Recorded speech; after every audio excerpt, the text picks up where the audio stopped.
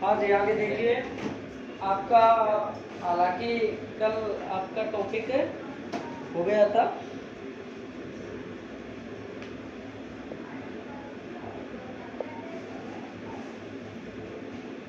चलो आगे देखो।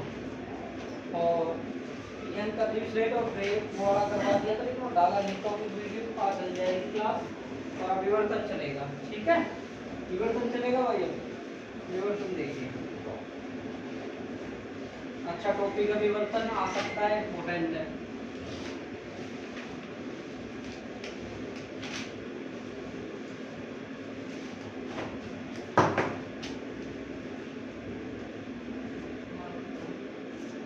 हाँ भाई देखिए भाई, विवर्तन क्या होता है भाई? विवर्तन सुनो, विवर्तन सुनो, यहीं लगा लो विवर्तन। विवर्तन लगा लो, प्रकाश का विवर्तन ऐसे लगा लो, प्रकाश का विवर्तन। ठीक है, अब प्रकाश का विवर्तन को समझिए क्या होता है। प्रकाश का विवर्तन सुनोगे कि प्रकाश का अवरोधक या द्वारक, प्रकाश का अवरोधक या द्वारक के किनारों से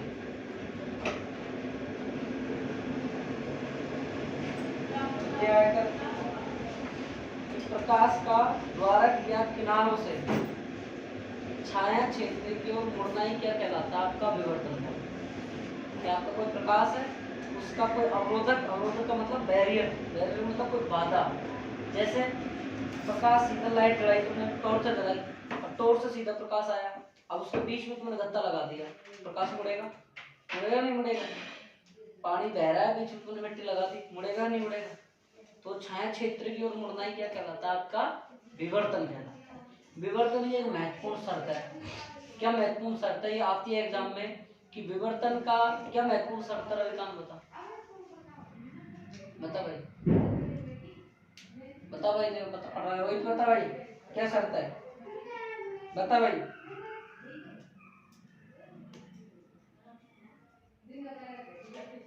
बता भाई, बता भाई, बंद करना इसका।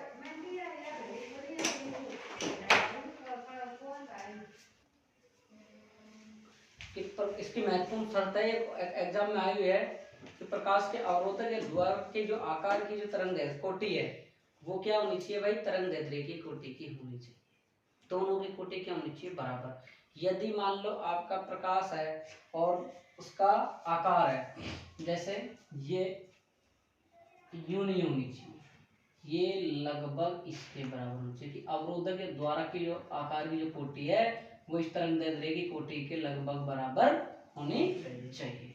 बड़ी नहीं होनी चाहिए, छोटी नहीं होनी चाहिए, अन्यथा विवर्तन नहीं हो। जैसे इसका उदाहरण, बाहर डीजे बज रहा है, गेट बंद कर लो, आवाज कम आती है। बैंड बज रहा है, आवाज कम आती है। ये भी इसका एग्जाम्पल नहीं है?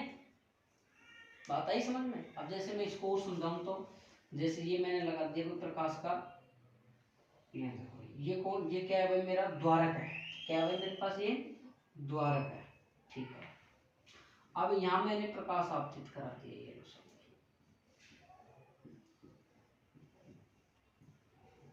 और यहाँ मैंने क्या ले दिया? एक पर्दा ले दिया। अब यहाँ से ये इसके इधर मुड़ जाएगा, ये लो।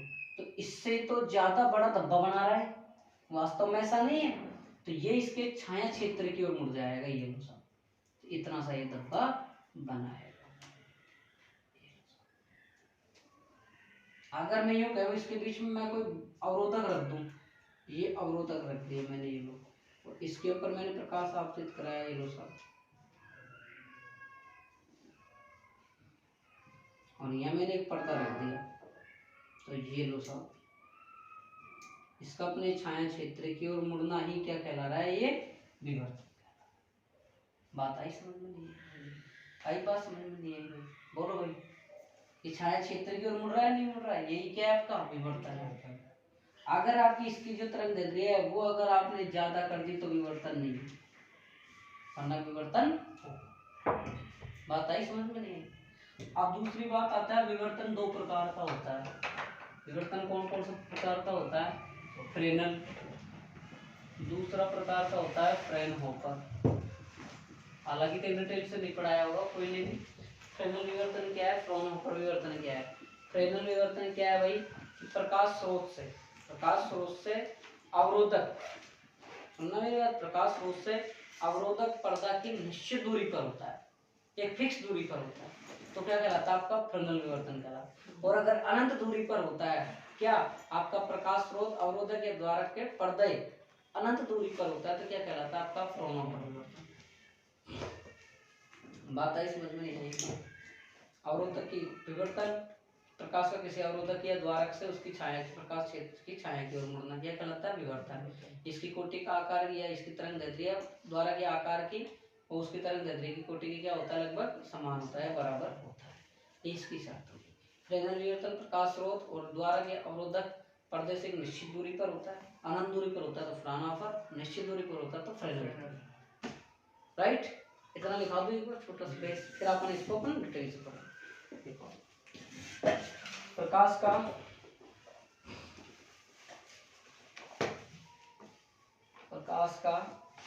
अवरोधक या प्रकाश का अवरोधक या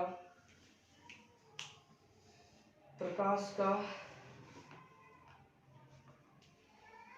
अवरोधक या द्वारक के किनारों से, प्रकाश का अवरोधक या द्वारक के किनारों से, अवरोधक के द्वारक के किनारों से छाया क्षेत्र की ओर मुड़ना, छाया क्षेत्र की ओर मुड़ना,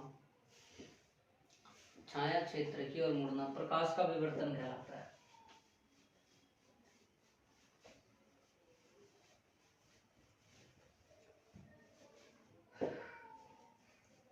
प्रकाश के विवर्तन के लिए महत्वपूर्ण शर्त है कि, प्रकाश के विवर्तन के लिए महत्वपूर्ण शर्त है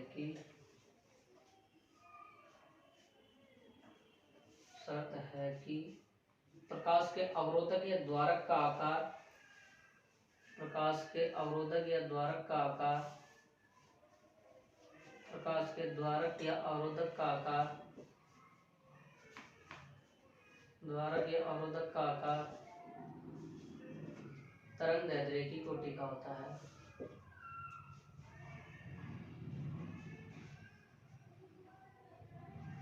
अब देखो एक बात और समझ लो भाई,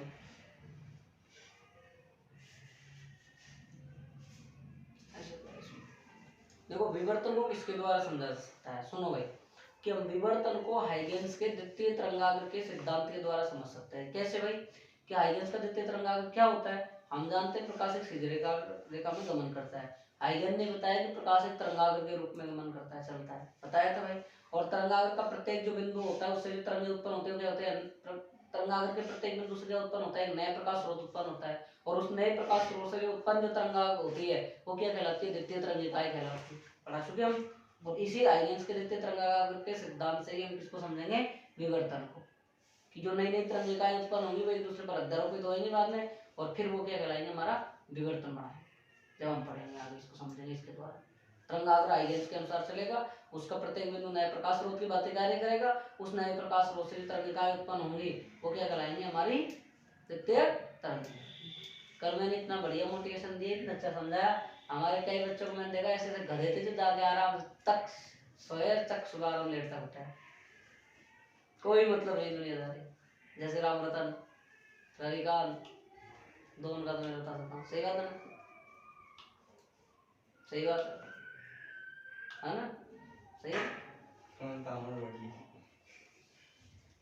तेरे को मैं अगर पनिशमेंट दूं तो तेरे को दिक्कत थोड़ी है क्या?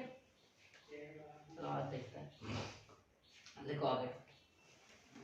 हर प्रकाश के विवर्तन को हम पूछूंगा पनिशमेंट बताओ इसी में। प्रकाश के विवर्तन को हम प्रकाश के विवर्तन को हम हाइगेन के द्वितीय तरंगिकाओं,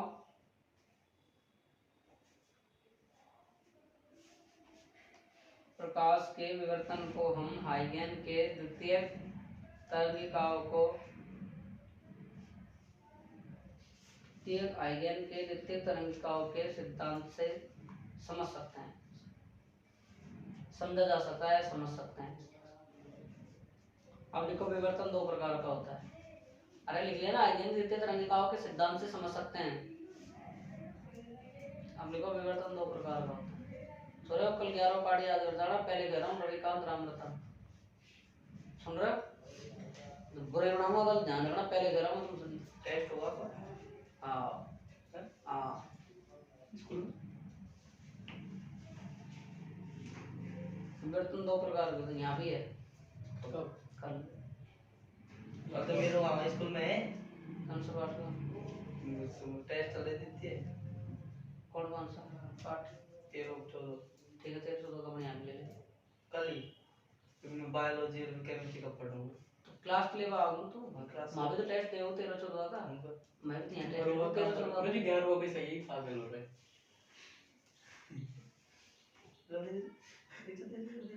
हाँ मेरे को कौन से ले आएगा ही नहीं तो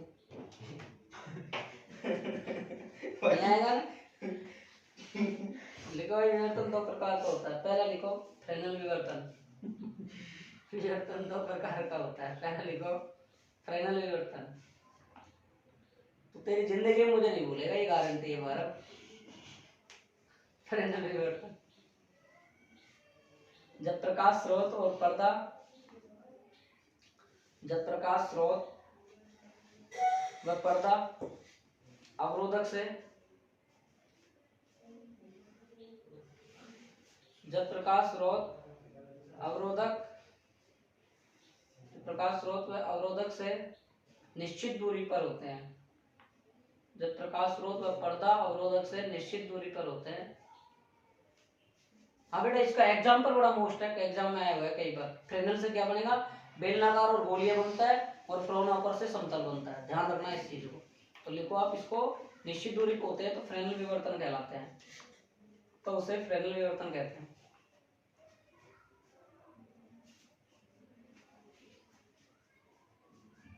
इसमें गोलीय तथा तरंगाग्र, बेलनाकार तरंगाग्र होते हैं। इसमें गोलीय तथा बेलनाकार तरंगाग्र होते हैं, मतलब बनते हैं। आकाश जेब फैशन बना लिए हैं, इसमें बेलनाकार और गोलीय तरंगाग्र। अगला लिखो भाई,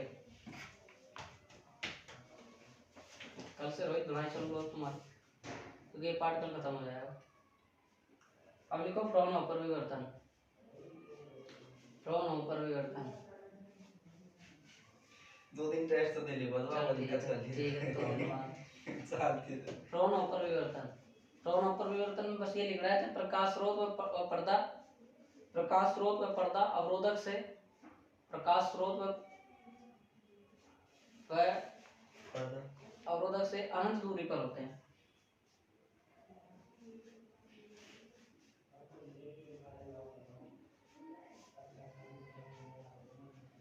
इसमें समतल तरंगाग्र होते हैं।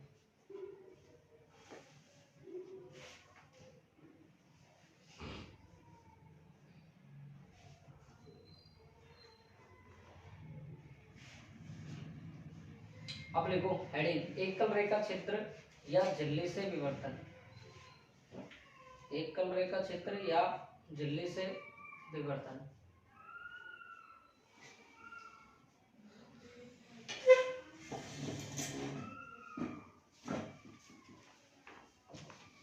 ये बहुत गजब का टॉपिक है, समझ में बहुत कम आता है बच्चों के, लेकिन अपन इसको 99 नहीं, पूरा 100% से एकल झिल्ली से विवर्तन, एकल रेखा छिद्र या झिल्ली से विवर्तन, दोनों में से कोई भी नाम आ सकता है। एकल रेखा छिद्र भी आ सकता है, एकल रेखा झिल्ली भी आ सकती है, झर्रे भी आ सकती है। ठीक है, देखो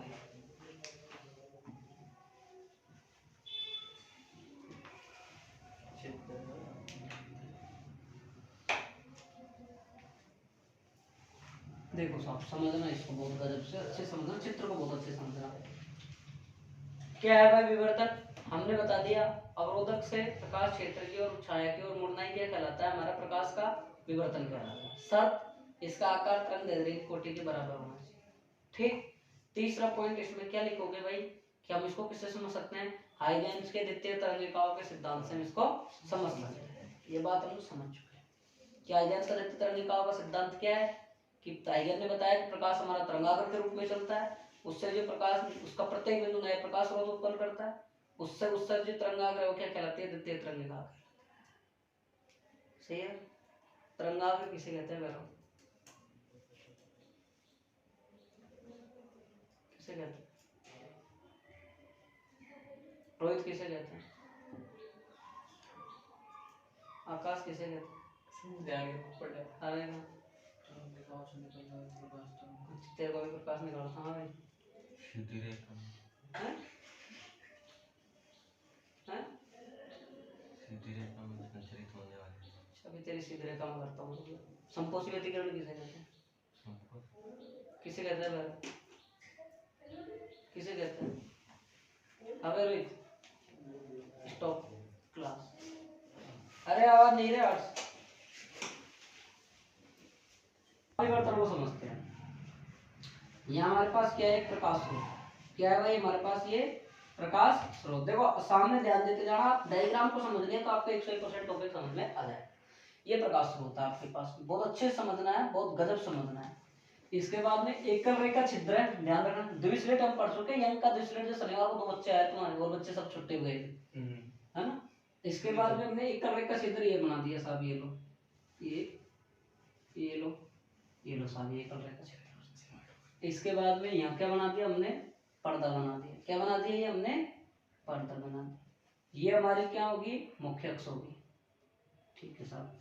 अब हम क्या करते हैं, ये हमारा प्रकाश स्रोत थोड़ा दूर और ले लो आप, ये लो, ये प्रकाश स्रोत। इस प्रकाश स्रोत से इसकी मुख्य अक्ष पर हम क्या करते हैं? उत्तल लेंस रखते हैं। क्या रखते हैं? हम एक उत्तल लेंस रखते हैं। देखना कि क्यों रख रहे हैं, किस कैसे कर रहे हैं। फ्रोनों पर पड़ रहे हैं, समतल तरंगाग्र प्राप्त करने के लिए कर रहे हैं वो चीज को हम। तो यहाँ से हमने क्या रखे? एक उत्तल लेंस रख दिया, ये लो साहब। बोलो कोई दिक्कत? अब इस प्रकाश स्रोत से, ये प्रकाश स्रोत आपका, इससे हमने इस पर क्या करा दी? प्रकाश की किरणें क्या करा दी? आपतित करा दी। इससे हमने क्या करा दी? प्रकाश की किरणें आपतित करा दी। ध्यान से सुन लेना भाई, बहुत अच्छे से समझना है एक चीज को। ये हमने क्या करा दी? प्रकाश की किरणें आपतित करा दी, ये लो साहब। ठीक है। ये इससे क्या हो जाएंगे? यहाँ से अपवर्तन के पाथ में क्या हो जाएंगे? मुख्य अक्ष के समांतर, ये लो साहब। होगी नहीं होगी? मुख्य अक्ष के समांतर होगी ये बात, किरण, प्रकाश की किरण। अब यहाँ से ये हमारे पास देखो, गोलीय तरंगाग्र हमने आयतन सदिश तरंगाग्र का सिद्धांत हमने पढ़ रखा है कि जैसे यहाँ से प्रत्येक बिंदु नए प्रकाश स्रोत।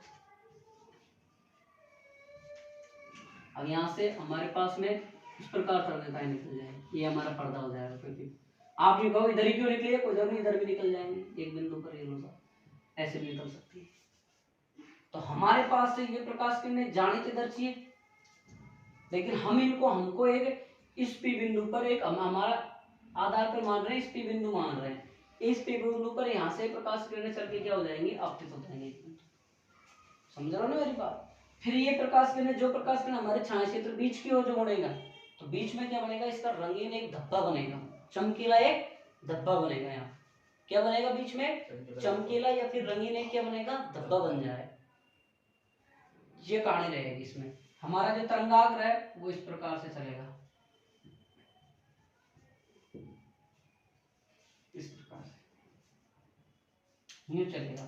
फिर ये यूं, इन किरणों को हमको यूं इस बिंदु पर आपतित करने के लिए हम क्या करते हैं? इसके बीच में एक थोड़ा सा तिरछा एक उत्तल लेंस रख देते हैं, इस प्रकार, ये लो सब, इस प्रकार रख देते हैं। बात आई समझ में? नहीं है? बात आई समझ में? नहीं है? ये बताओ। अब देखो यहाँ से, ये लो सब,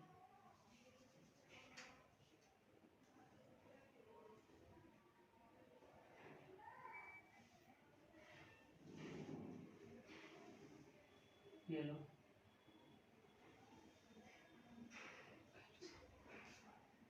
इसको आप यहाँ नाम दे दो आप सी, और इससे का विलंब डाल दो यहाँ, ये लो सब, नाम दे दिया डी। क्या नाम दे दिया आपने? ये डी। क्या नाम दिया भाई आपने यहाँ पे? डी। तो ये कितना एंगल हो गया आपके पास में? थीटा।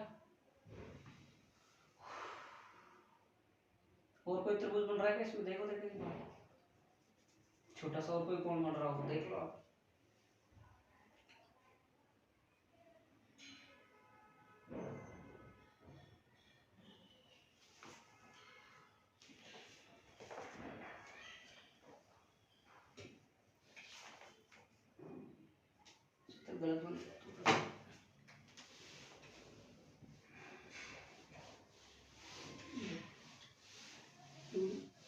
स्टॉपिंग करना, कैसे स्टॉप करना है?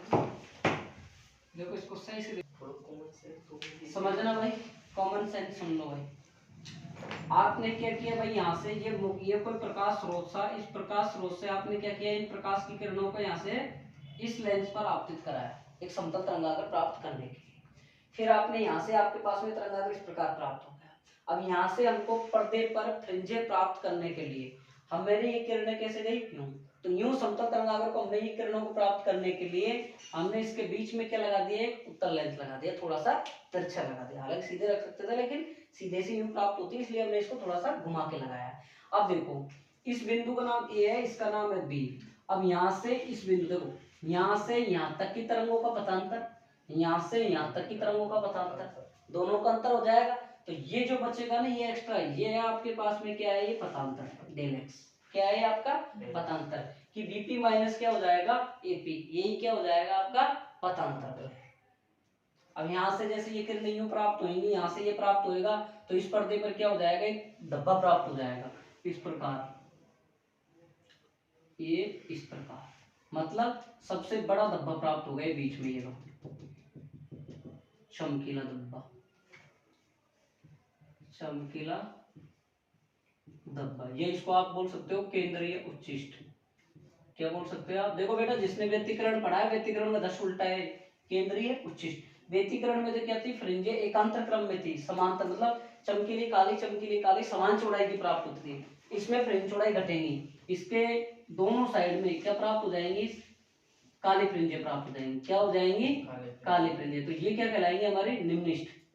क्या कहलाएंगे हमारी, ये निम्निष्ठ, निम्निष्ठ। इसके बाद में वापिस क्या प्राप्त होगी हमारी, चमकीली, क्या प्राप्त होगी, चमकीली फ्रिंज, चमकीली फ्रिंज, चमकीली फ्रिंज। लेकिन इससे भी बड़े आकार में वापस क्या प्राप्त होंगी, काली फ्रिंज, काली फ्रिंज, काली, या फिर इसको क्या बोलोगे आप, निम्निष्ठ, प्रथम निम्निष्ठ। इसी प्रकार यहाँ प्राप्त हो जाएगी काली, या क्या लिख दोगे नाम, निम्निष्ठ फ्रिंज लिख दोगे। ठीक है, इस प्रकार से हमारे पास प्राप्त होंगी। चमकीली तो घटती जाएगी और काली फ्रिंजें क्या होती जाएंगी, बढ़ती जाएंगी। तो मतलब हमारे पास में उच्चिष्ठ की चौड़ाई तो घटती जाएगी और निम्निष्ठ की चौड़ाई क्या होती जाएगी, बढ़ती जाएगी। ये बात ध्यान रखनी है, बात आई समझ में नहीं है। अब समझो इसको भाई और आगे। अब हम क्या प्राप्त करते हैं, इसका पथांतर, ए व बी से चलने वाली तरंगों के मध्य पथांतर, ए व बी से चलने वाली तरंगों के मध्य पथांतर। बताओ भाई कितना पथांतर होगा, बताओ बताओ। बीपी माइनस कितना हो जाएगा, एपी, बीपी माइनस एपी बराबर कितना बचा, बीडी। बचा कि नहीं बचा, चित्र से ले लो, दिख रहा है ना क्लास में, त्रिभुज ए बी डी से साइन थीटा कितना होता है, लंब बटा कर्ण, ए बी डी, ये त्रिभुज ले लिया बीच का पूरा। ठीक, अब इसमें क्या क्या आ जाएगा, लंब और कर्ण क्या क्या आ जाएगा बता दो। लंब क्या आ जाएगा, बीडी, कर्ण क्या आ जाएगा, ए बी। चेक कर लो बीडी कैसे, थीटा के सामने वाली भुजा ये बीडी, ठीक है, ये 90 के सामने वाली भुजा क्या होगी, कर्ण।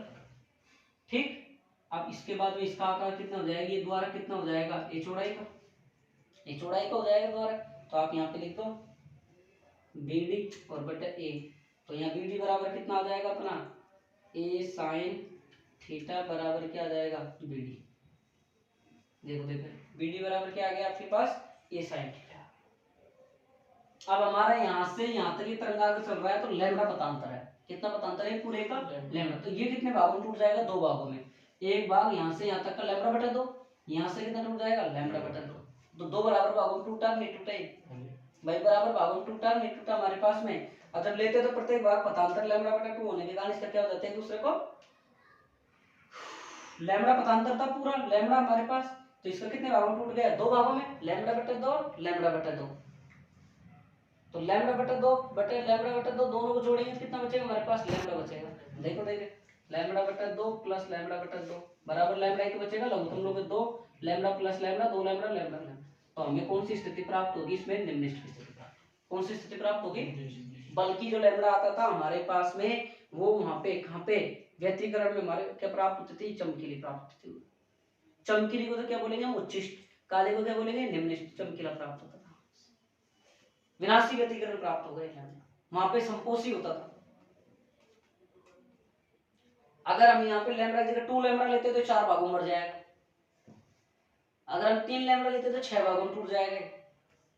बात आई समझ में? तो आप पहले लिखो थोड़ा सा, फिर समझाते हैं हमारे। एक प्रकाश स्रोत को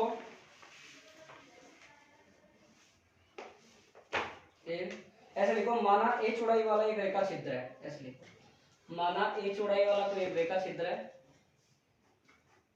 जिससे कुछ दूरी पर पर्दा रखा हुआ है, जिससे कुछ दूरी पर पर्दा रखा हुआ है,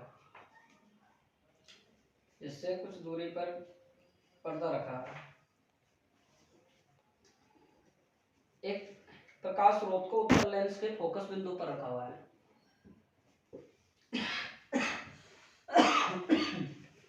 एक प्रकाश स्रोत को उत्तल लेंस के फोकस बिंदु नहीं, मुख्य अक्ष पर रखा है, ऐसे लिखो, पर्दा रखा हुआ है, उसके बाद में ऐसे लिखो, पर्दा रखा। एक प्रकाश स्रोत को उत्तल लेंस के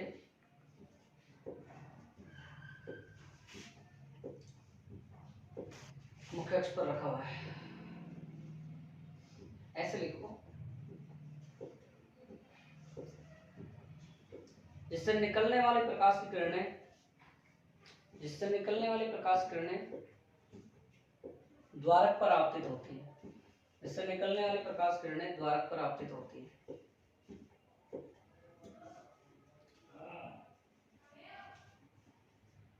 द्वारक से प्रकाश, द्वारक से प्रकाश, द्वारक से प्रकाश तरंगाग्र के रूप में निकलता है, द्वारक से प्रकाश तरंगाग्र के रूप में निकलता है।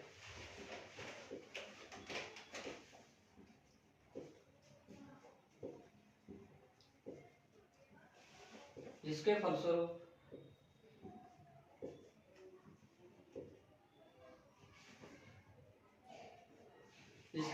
द्वितीय तरंगिकाओं के अध्यारोपण से, जिसके फलस्वरूप द्वितीय तरंगिकाओं के अध्यारोपण से फ्रिंजों का निर्माण होता है।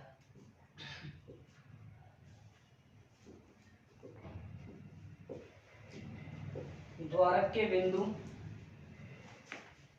ए व बी से, ए व बी से ये लिख लो आप, ये यहाँ तक लिखो।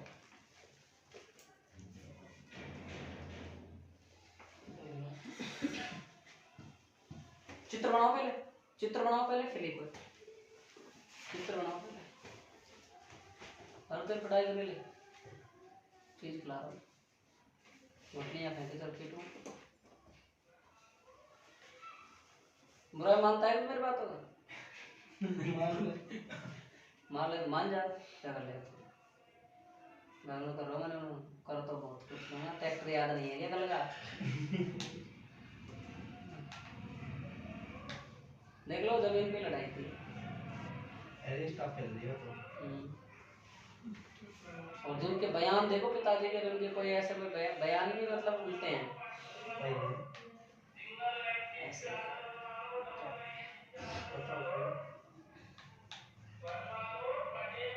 रामचंद्र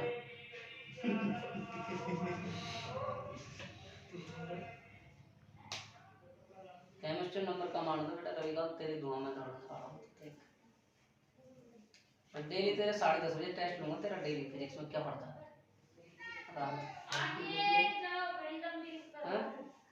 रात को 10:30 बजे टेस्ट लूंगा तेरा, डेली क्या पढ़ता है? बैरू का बैरू ने कहा मैं कमरों छोड़ जाऊंगा। बैरू देखा टेस्ट? हाँ बैरू देखा? ले ली कौन बैरू ने? तो बैरू यहाँ कमरों ले ले, मौत का मुंह बैरू ले ले, हो सके आएगा बैरू 10:30। ठीक है, देखो जिंदगी में हाँ तो भरी है, पर वो तेरा वो फर्जी से कह के आना, मेरे पास फोन नहीं करे, ठीक है ना? सुन रहा है? कहीं फर्जी से तू कह के नहीं आया, मेरे बाद में फोन कर दिया तो मैं फिर तू जानता हूँ।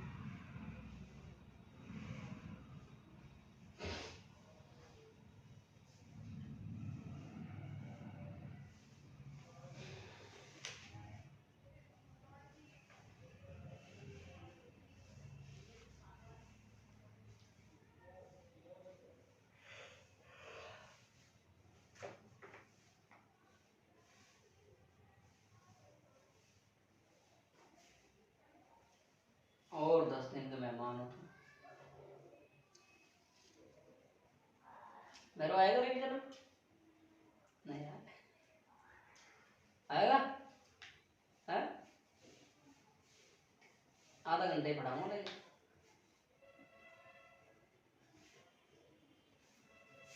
रोहित आएगा? तेरी खाल नहीं कम हो जाएगी, हो रहा है वो। अरे हमको बुद्धि क्या खाल ऊपर से नीचे हो जाए। डर कौन है? ऐसा ना डर, ऐसा ना डर है। पढ़ना ही पड़ोगे। बहुत पढ़ना जब भी है, बहुत की जब पढ़ते हैं उसे पर। चलो आगे। मेरे गुरु जब उतार तो लगा तो अभी चित्तर ही बने। जल्दी बनाओ फटाफट। और भैरव आएगा वो पढ़ने के लिए, बताओ। मुझे लगेगा बैग लगाओ फोन और शीशा लगा लेगा। कौन है गुरु जी, मैं जाने को ईशान देखो कौन बिनु भाई अभी स्क्रीन फूट रही है, हमको तो कौन कहाँ है। बैग में घड़ी का चूना लगा दिया यार, मतलब निकाला है। लगा दिया ना, तेरी घड़ी खानी करो गई है तो लिखाऊं अभी ना, हो गया। अब लिखो आगे। 1 मिनट लिखाओ। माना ए व बी से चलने वाली तरंगों के मध्य पथांतर लैम्बडा है। माना ए व बी से चलने वाली तरंगों के मध्य पथांतर लैम्बडा है।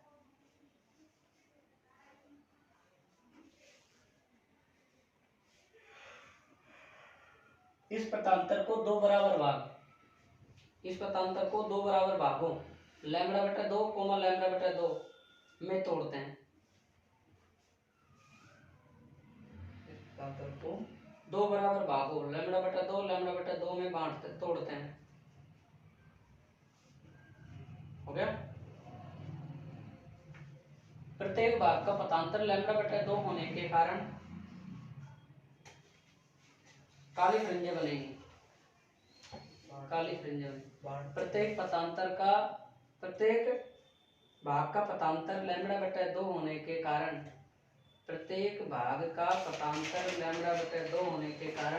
काली फ्रिंजें बनेगी। इसलिए परिणाम स्वरूप बिंदु P पर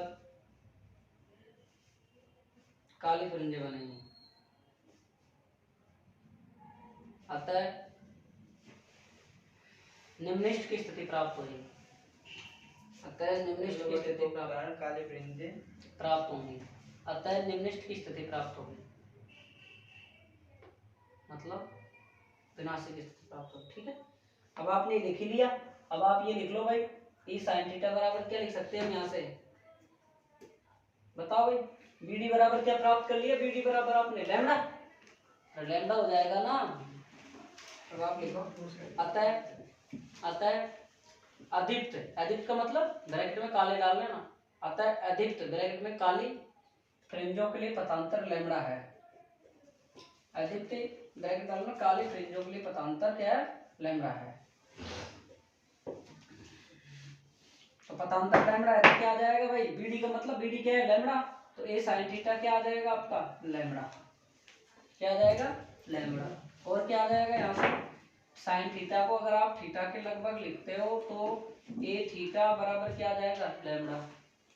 ए थीटा देखो, साइन थीटा को थीटा के बराबर लिख दिया मैंने, और ए साइन थीटा बराबर लैम्बडा है। मैंने लिखा है अधिकतों के लिए फ्रिंजों के लिए क्या है? पथांतर लैम्बडा है। क्यों? लैम्बडा बटा 2 को जोड़कर तोड़ोगे तो जोड़कर रखोगे तो लैम्बडा आएगा।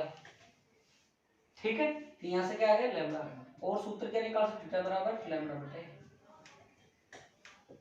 आई बात समझ। ये तो एक स्थिति प्राप्त हुई हमारे पास में।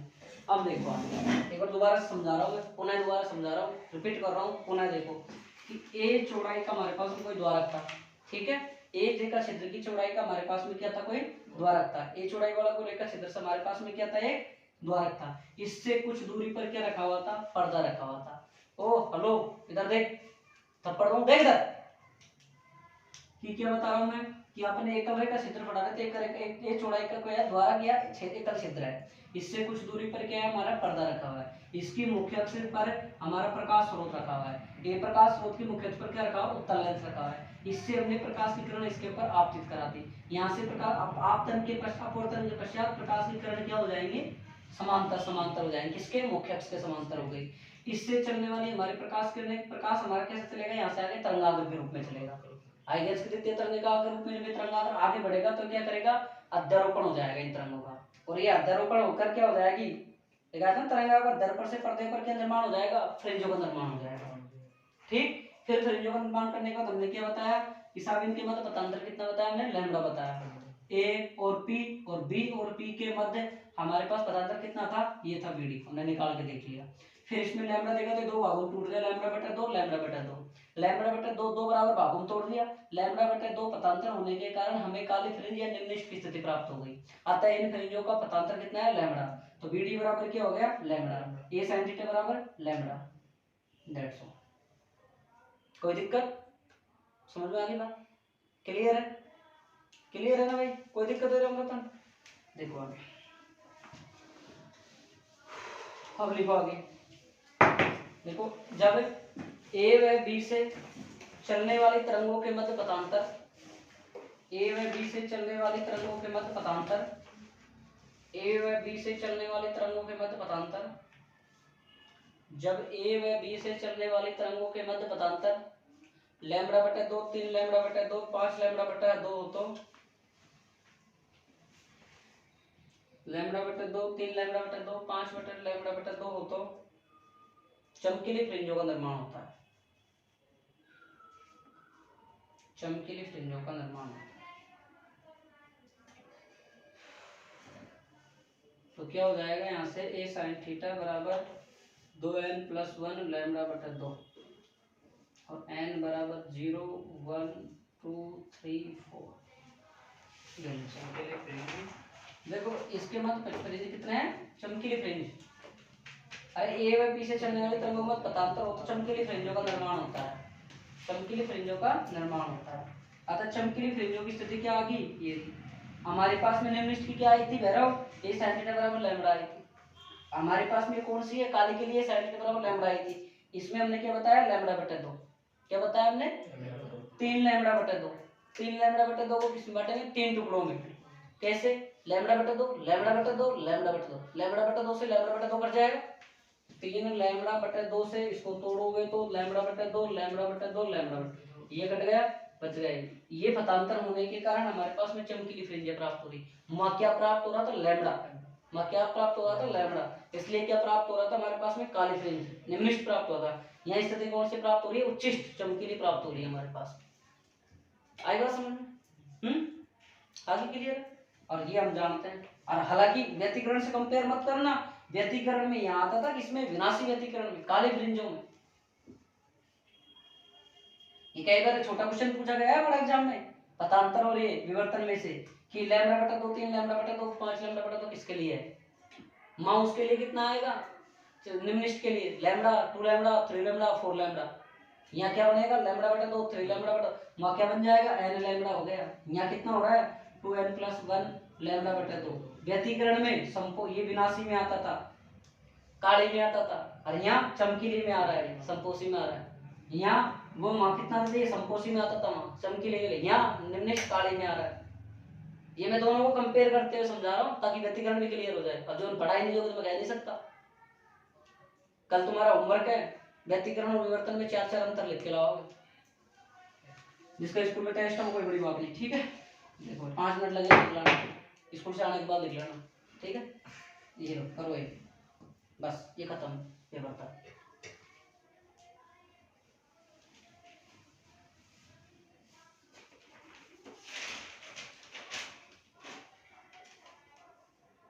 चलो आगे, एक चित्र और देखो इसका, बस ग्राफ मिटा दूं।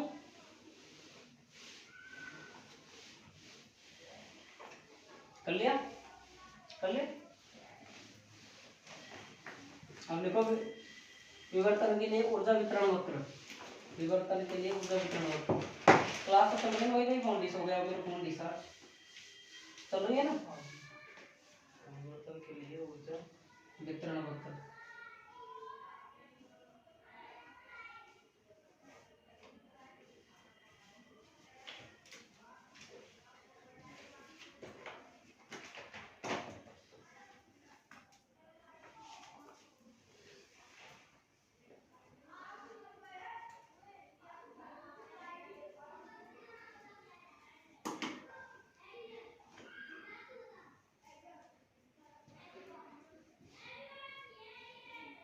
चित्र बना लेंगे।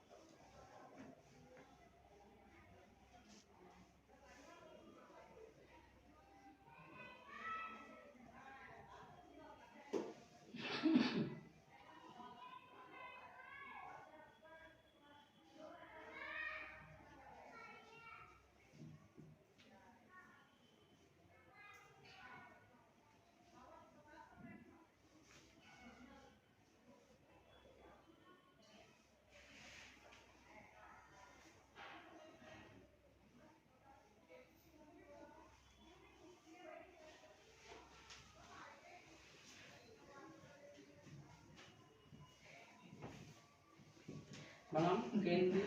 चुप रहे। क्या है, सुरक्षित तो सही फोटो जो हंस रहा है। क्यों घटती तो जा रही है। तेरा दांत न तोड़ दूं रोहित, मान जा।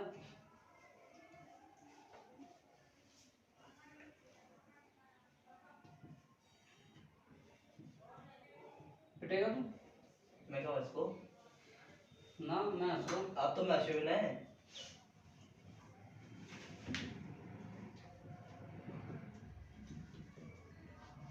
अब ये बीडी भी मतलब समझ रहे हो ना, बीडी नहीं है।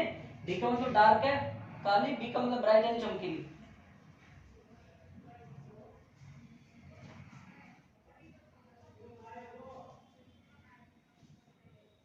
ये प्रथम उच्चिष्ट है।